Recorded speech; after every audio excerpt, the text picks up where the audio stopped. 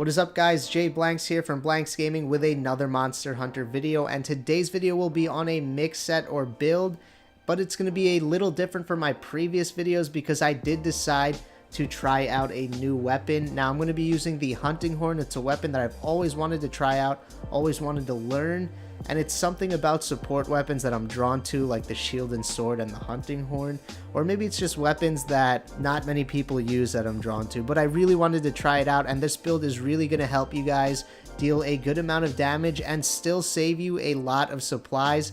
So it's a very useful build, can be used for almost any situation. Now, having said all that, let's go into the video. Now, before I go into the actual build, I just wanted to quickly show you guys how much experience I have with the hunting horn. And if you guys go to your guild card, you can actually see how many times you've used each weapon.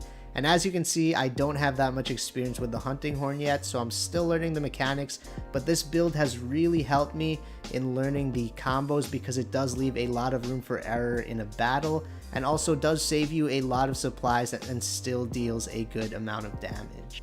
So first off, I want to go over the weapon that I'll be using, which is the Desolation Overture. For those that don't know, it's the hunting horn made by Nergigante material, and the reason we chose this is because of how well the melodies work with the skills that the armor provides, which I'll show you very soon. And although this can't go into white sharpness, to make up for that decrease in damage, we decided to put a health regen augment on it because it will heal us for 10% of the damage we dish out, saving us supplies but dealing more damage per second instead of per hit. And just to go over the melodies that it has the health recovery small, which again will save us a little bit of supplies. It has the affinity boost, which boosts our affinity by a huge 20%. And also the earplugs large, which is going to pretty much help us in that DPS that I said before, because we will be able to ignore the monster's roar and keep attacking him. Alright, now that we went over the weapon, I want to show you guys the armor I'll be using, and that is the Dragon King Eye Patch, Kulvtaroth's Ire, the Nergigante Vambraces, Nergigante Coil, and Nergigante Greaves, along with a level 3 attack charm.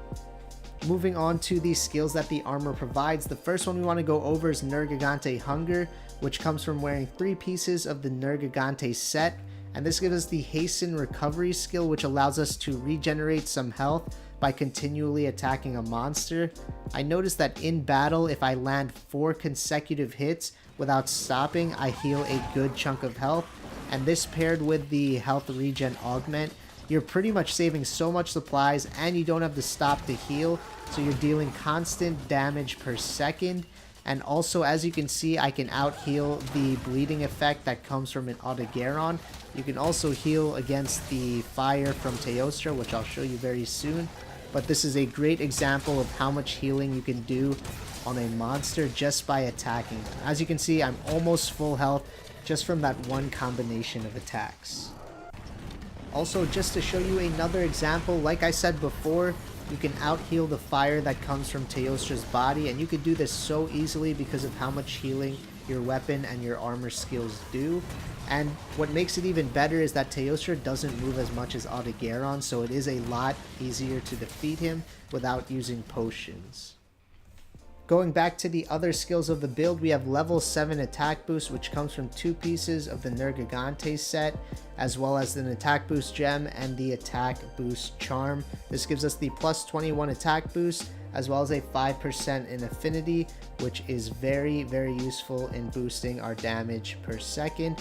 And then we move on to the critical boost, which is the key to this build because it gives us plus 15% damage on critical hits, which is the reason we want to have as much affinity as possible. So we have level 3 weakness exploit for that extra 50% on a monster's weak point.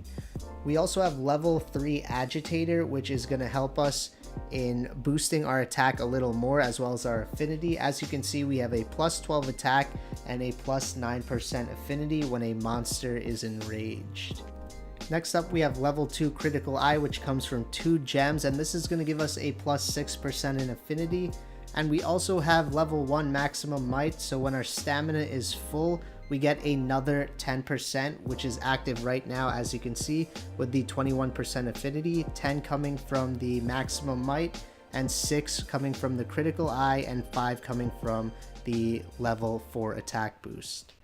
After going over the weapon and skills that make up the build, I just want to show you what you're actually working with when all of the boosts and skills are activated. So with a Demon Drug and a Meal, it'll boost our attack to 1092.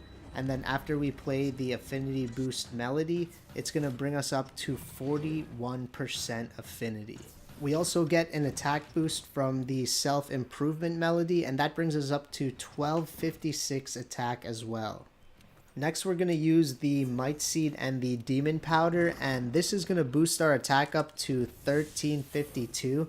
And this actually isn't even with the Agitator skill activated yet. So once the monster is enraged and the Agitator skill activates, it's going to boost your attack to 1411 and also increase your affinity by 9%, bringing it up to an even 50% affinity.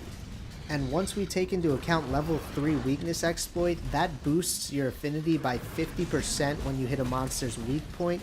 So when you hit a monster's weak point, you're going to be at 100% affinity when all of the skills are activated. That means every single hit you throw is going to be a critical hit, which pairs perfectly with the critical boost skill. So you're going to be hitting 140% on those critical hits. This is the reason why I thought this build was so fun to use and why I wanted to share it with you guys, because not only does it help save you supplies because of all the regeneration skills that it comes with, but it also does deal a good amount of damage because you pair the high affinity with the critical boost skill. So if this is a build you guys thought was interesting or something you definitely would want to try out, feel free to drop a like and feel free to subscribe. It really does help the channel out, and I really do appreciate all of the support.